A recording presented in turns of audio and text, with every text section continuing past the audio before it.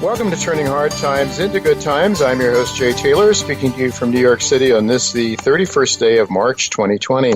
I do want to remind you I write a newsletter called Jay Taylor's Gold, Energy, and Tech Stocks. You can sign up for that by going to miningstocks.com.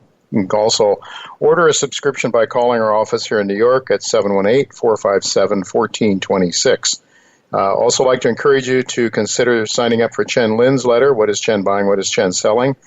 And, of course, Michael Oliver is with us today. He'll be talking to us. So I always like to remind you, it's olivermsa.com for all that Michael does to learn about his service and also to sign up for his great newsletter. We do want to thank all of you for listening to this show, making it one of the more popular shows in the Voice America Business Channel. We also like to encourage you to send along your questions, comments, whatever you might like to say about our show. Send them along to questionsfortaylor@gmail.com, questionsforytaylor@gmail.com. And last but not least, we want to thank our sponsors for making this show economically viable. Our sponsors for this week's show are RN Resources, Ely Gold Royalties, Great Bear Resources, Hannon Metals, Irving Resources, Lion One Metals, Novo Resources, and Sitka Gold Corp.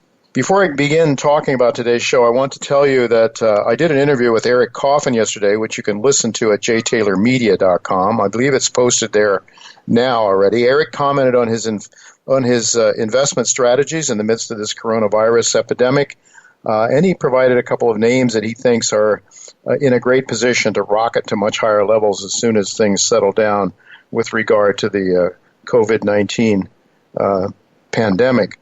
Also, I would like to tell you that that on April 1st, I will be on a webinar along with Eric Coffin, Gwen Preston, and Brian London.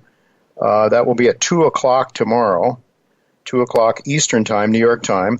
To sign up for that, you can go to miningstocks.com. Go to miningstocks.com, scroll down the page a bit, and you'll see links to the webinar, to the Metals Investor Forum webinar. Click on that link and you can sign up. It's free. It's free of charge, but it is a Metals Investor Forum event, and I'll be there along with Gwen Preston, Eric Coffin, and Brian London. Now, tomorrow, Eric plans to talk a little bit about liquidity and how that's wreaking havoc on the markets. Gwen plans to talk about how she thinks investors should approach these uncharted waters as an investor, and Brian will be talking about some macro-related issues that are impacting the gold markets and other markets, and of course, I'll be talking about some of the things you hear about on this show on a regular basis. I've titled today's show, America's Fourth Turning and You. Doug Casey, Chris Taylor, and Michael Oliver are here today. Prior to the COVID-19 outbreak, Doug Casey recently opined on the ideas expressed in The Fourth Turning. That's a book written by William Strauss and Neil Howe, that America might be about to face some very major changes that will not be all that joyful, especially for the masses of people who are unprepared. As Machiavelli noted centuries ago, societies arise from poverty through moral strength, and that brings them prosperity. But that prosperity brings on arrogance, and that the arrogance brings on laziness, which brings on weakness and moral decline. Then they're reduced to a condition of slavery and poverty again. Change is the only constant except in the human nature. In light of the financial disorders afflicting America and the Western world in general, perhaps more dangerously even than the coronavirus, I want to get Doug's opinion as to what might lie ahead for America and what's left of its middle class, what might actually transpire in the economy and change life as we've known it as Americans. That may be, in the end, as President Trump recently opined, perhaps more damage is caused because of economic havoc than from the coronavirus itself. Well, I'm really happy to have Chris Taylor with me today as well to talk about Great Bear and how it's coping with its exploration efforts considering the COVID-19 epidemic, and we'll find out from him how the drill program is going. They had a very aggressive drill program there, and one of the most remarkable new gold discoveries in recent years there on their Dixie project, and so this is, I think, going to be really very interesting to hear what Chris has to say. That'll be right after our first commercial break. But right now, I'm happy to tell you that Michael Oliver is with us to try to provide some guidance how we should be viewing these markets in light of all of the turmoil that's going on. Thanks for joining me today, Michael. Hi, Jay. Good to be back. Michael, I'll just let you go. Talk about it. What should we be watching? I mean, you have been forecasting these kinds of events, not with precise timing necessarily, but you have been warning us that the equity markets were destined for a major decline, not just a soft landing, but something that's going to be very significant. At the same time, you've been very, very bullish on gold and commodities. So just give us your update on what are your thoughts right now, and what should people really be paying attention to? Well, I think the people in the gold sector need to keep an eye on Mama Gold, and Mama Gold continues to go north. Now, there's sharp daily and weekly jolts to the downside, but if you stand back and look at it, since August of 2018, down around 1160 on gold, we've advanced. We had a congestion zone after a breakout that occurred in mid-2019 above that obvious mid-1300 level that had been resistance for 5 or so years. And we built a congestion zone there, August, September, October, November, December, and then we bolted upward again in January, February, March. January was a strong up month, above the highs of 2019. February was a slight down month. This month will settle up, new high monthly close for the move, not dramatically, but continue to persist on the upside. So just stand back and look at gold, especially on a monthly closing basis. Don't try to focus in on the day-to-day swings. And then think about, okay, well, a lot of folks in the gold sector thought, as the stock market broke down, gold's going to collapse too. Why? Because they remembered one time that their correlation was in sync. That was the 2008 drop. That's back during a time when gold was both surging up with the stock market and pulling back with the stock market, though always surging stronger than the stock market. It was outperforming, but it still tended to zigzag with the stock market. I think their memory is too short. Don't just go back to the last time that when the stock market sold off, gold did. Go back 20, 30 years and look at the times when it didn't, okay? But anyway, this time it is not. Gold is advancing while the stock market is collapsing.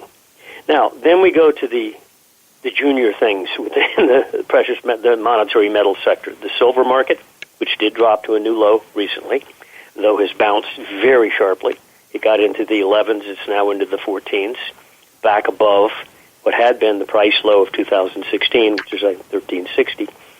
And GDX, which is the most popular ETF of the gold miners, dropped, but it didn't go anywhere near the 2016 lows, and it dropped into the 16s on GDX. This is after seeing price above 30, so it was a severe drop, and no doubt it felt just like it was part of the S&P.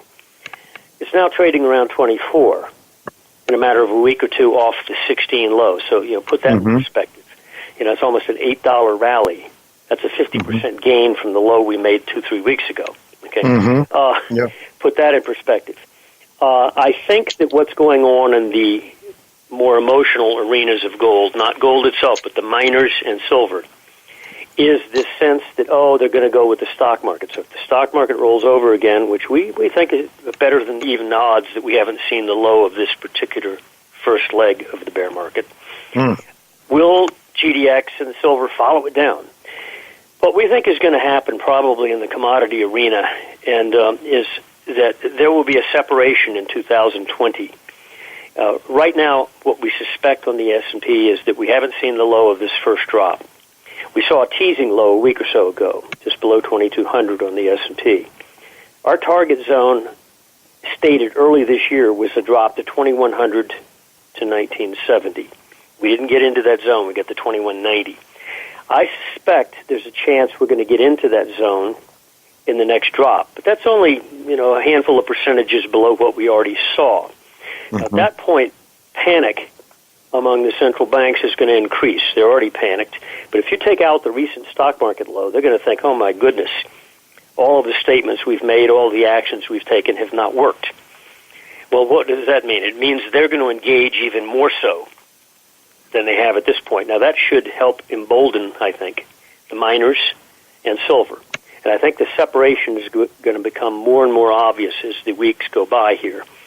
I suspect strongly that the mining sector will not go down and take out that low we just saw, that spike low. And silver's probably waved goodbye to its low, which was just below 12, and will now advance. And I think that more and more as the weeks go by, we're going to see that silver and the miners tend to move more in line with gold than they have with the S&P 500. Now, as far as the broad commodity category, we've frankly been wrong. We thought there was a bottom in the Bloomberg Commodity Index a few months ago. We had a rally that looked sufficient to say, okay, the light is green. But then oil and copper, particularly, those two commodities, collapsed with the S&P. You know, those are the two most economically sensitive commodities, and they consider to be, you know, like the S&P. Well, they dropped very hard. Copper did not make a new low versus its 2016 bear low, but crude oil did. And Bloomberg Commodity Index did, largely because of the energy complex. Grains did not. Grains have still maintained a sideways course. Gold certainly did not. It's making a new high monthly close for the move. So it's primarily the oil and copper that really brought the Bloomberg down, which looks like the action of the S&P.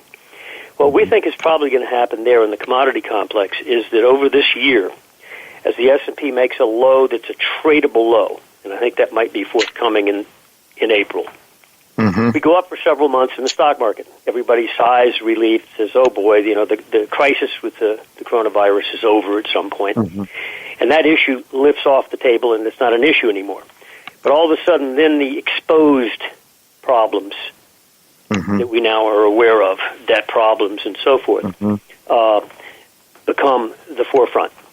At that point, after you've had a several-month stock market rally and let's say a copper rally and an oil rally in sync again with the stock market, that's when asset managers are going to be looking at things like commodity assets, which are definitely at low levels historically, and commodity-related stocks.